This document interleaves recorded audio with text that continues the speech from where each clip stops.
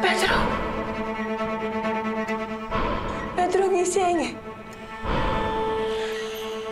Buhay si Pedro! Hindi pa niya panahon mamatay.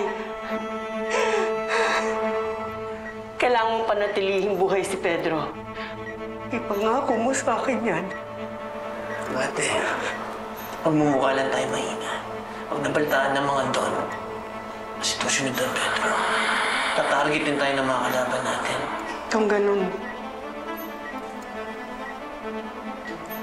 si Dwayne ang susunod na Don. Palalabasin natin na patay na si Don Pedro. Walang dapat makaalam ng totoo. Kahit si Dwayne. Oras na para mamuno ang anak ko.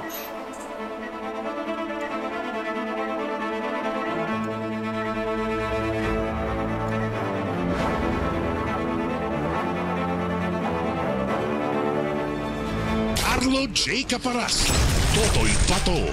Weeknight, 7:15 p.m. Pagkatapos ng angkya ng Section E sa Primetime Primera.